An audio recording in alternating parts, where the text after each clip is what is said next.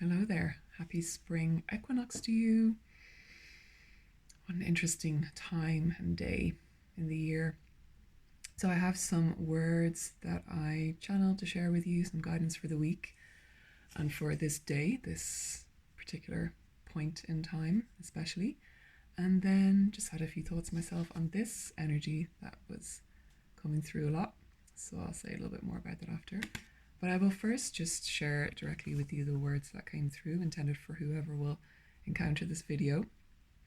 And it's really a message about ending the war within and radical acceptance at some level, which you don't always feel very open to necessarily, but just see how it lands. So, you're not getting it wrong, you're doing your best. Release recriminations, give yourself space to be. Being at war with parts of yourself only generates more conflict within and without. Create space in you to hold all parts. Each has a valid place, for it is there. Come home to yourself, to all parts of you. Come home. Call home all exiled parts of yourself. Welcome them home to you. Be the loving guide who opens arms to these dejected, fragmented aspects of you. These orphaned children longing for home and peace and release from this war, this never-ending war. Come home to harmony with all parts of you. Let them be there. See them, note them, let them be. Don't give them power, exalt, or repress them. They are all just parts, serving you on your path. They are you. Soften, allow, and end the war within. Let there be forgiveness, surrender, allowing. Forgive yourself for all the wrongdoing now. Let it be laid to rest at last. And most importantly, forgive yourself for rejecting or separating from parts of you. Beautiful you. And as you do, you will see all of this come together in a unique tapestry of shadow and light that is uniquely, beautifully you. So, I wasn't sure how I felt about this message, but it does feel, it definitely strikes a chord with me, just because I suppose there's always new layers to uncover in terms of that self-rejection or wanting to be, somewhere that we're not yet, or the kind of never-ending endeavor of, I suppose, healing and purifying and growing, wanting to be a more evolved aspect of myself. And even when I think that I've really surrendered that for the most part, like little things creep in that I notice, oh, there you are again, like rejecting something and making something bad. And it's not that we are not, allowed to desire to live differently or bring forth different aspects of ourselves. But it's that subtle piece about when you are rejecting the truth of what is right now, including aspects of you, that is being at war with a part of yourself. And that creates conflict then with others because we are in denial about a truth and then seeking to have that like fixed by others in all sorts of subtle ways. So ending the war within is not about like coming to some kind of fantasy idea of peace and harmony. For me, the equinox is always, the symbol is really that infinity symbol, the lemniscate, that kind of sense of harmoniousness, like harmony and sort of a flow and an equilibrium, as it is for many, of course, the equal day and night. But I think that we then add a layer of kind of like reifying that into some sort of solid entity, and it's not, of course, it's always dynamic. Like we don't just reach this point and then like grab it and keep do we ever really come into that kind of harmony? No, it's always a dynamic kind of dance between different parts of ourselves.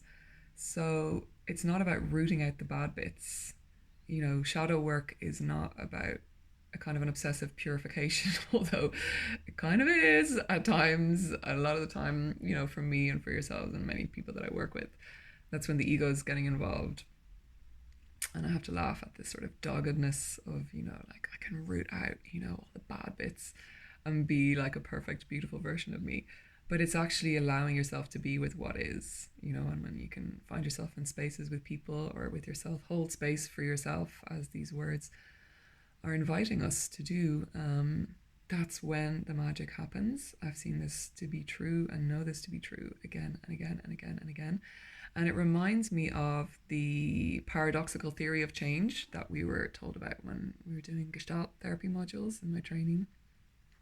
There's not an awful lot written about it, but the concept is that the paradox is when you can really truly surrender and accept what is, that's when change becomes possible. It's like that's when it dislodges and somehow lessens or finds its place and settles within, and change becomes possible. But the paradox being also that you don't do the accepting part, like do the accepting part to try and get rid of these bits of you. It's only when you come into an authentic allowing of like, yeah, this is me, this is how I behave. This is sometimes, sometimes it's pretty ugly, sometimes it's pretty violent and aggressive and, regressive. Whether it's parts of ourselves, like in our behavior, our physicality, how we show up in the world, what we're able to, express and do or not. So this is really the truth of it all. It's like when we can really just be very in kind of a radical integrity and honesty with ourselves, that this is who we are, and in some ways create a loving cocoon for that, like a loving holding space within our bodies. Like, yeah, that's me too. That sulking child, that rageful part, that like doggedness that will not let go, like dog with a bone. That's an aspect of me that just like mesmerizes me, how much it sticks. The light aspect of that being a kind of a dedication and a devotion that's heartfelt, but the shadow aspect being this like will not let go before the point is made. So all of these aspects are me. They're all a part of me. That is who I am in this human vehicle, and this this person, this beinghood. It's not about transcending, escaping and bypassing the messy reality of it. It's holding space for all of ourselves. And so then just a couple of words about this card kept coming into my mind's eye as I was writing down the words. And so it's the Two of Pentacles in the Tarot, as many of you will know.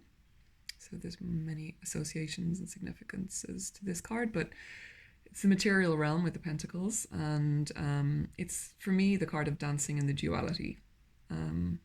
And there's kind of the watery, emotional, the chaos, the turbulence behind the boat on the wave there.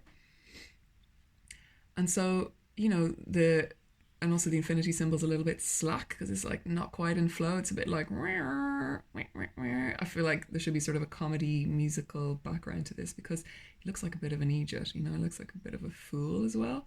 And that's kind of us, I feel like, as humans, when we're trying to do too much, but also when we're just doing our best. Like that was the first thing that came through, is you're not getting it wrong, you're just doing your best. Sometimes we have to dance in the duality and the turbulence. And for me, sometimes when I get this card, it's like when I pull this card in relation to something, I'm inquiring about and wanting to have those energies reflected, it feels like, oh, you're getting it wrong, you've got too much on, you haven't managed to clear your schedule enough, or you're doing a bad job of humaning somehow. But actually this card points to what it looks like and what it feels like to dancing in the polarities and the opposites of turbulence and peace, acceptance, recrimination, envy, joy, whatever different feelings you have,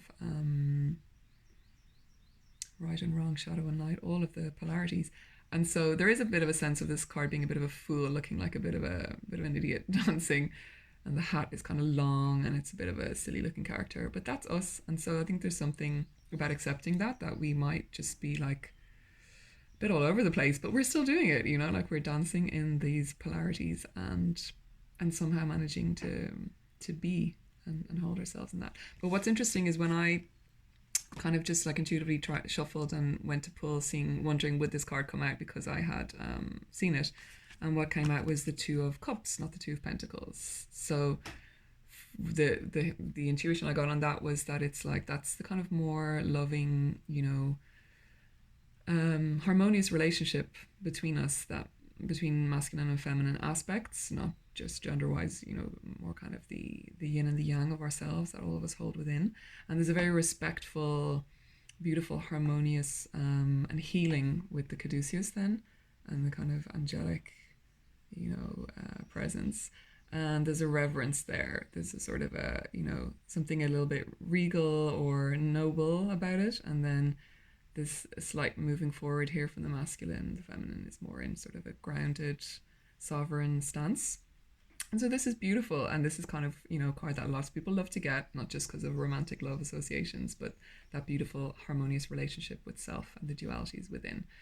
But it's not that like this is good and this is bad. It's more that sometimes we show up like this most of the time.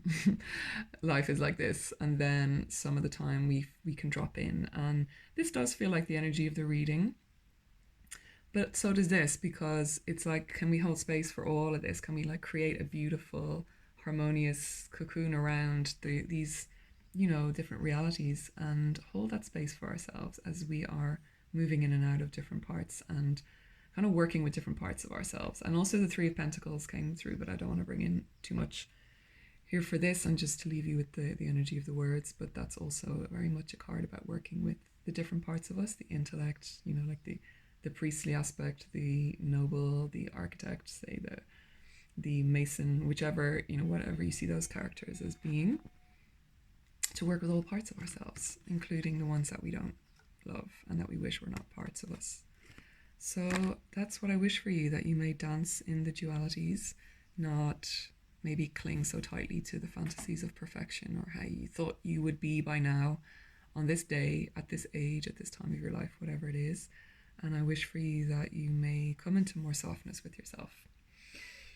And yeah, just right now, exactly as you are, not when the thing has happened. But yeah, but I hear you, Duffing, but can I just do this bit and then I'll be perfect? It's like, no, just like now, even with the shitness and whatever is difficult for you on this day, that's the true harmony. That is the true harmony, not the performative harmony of when things have arrived or you have arrived. The true harmony is when you can soften to yourself and love yourself and call home these orphaned parts and just hold space for them. Let them be there. Let them have a seat at the table. Let them have a place by the hearth. Warm them with the fire and the love. And that is when, paradoxically, we make massive, massive shifts and things change in our lives, in ourselves. It's when we grow and we come into more harmonious relationships with others as well. So that's what I wish for you on this spring equinox. Sending you much love.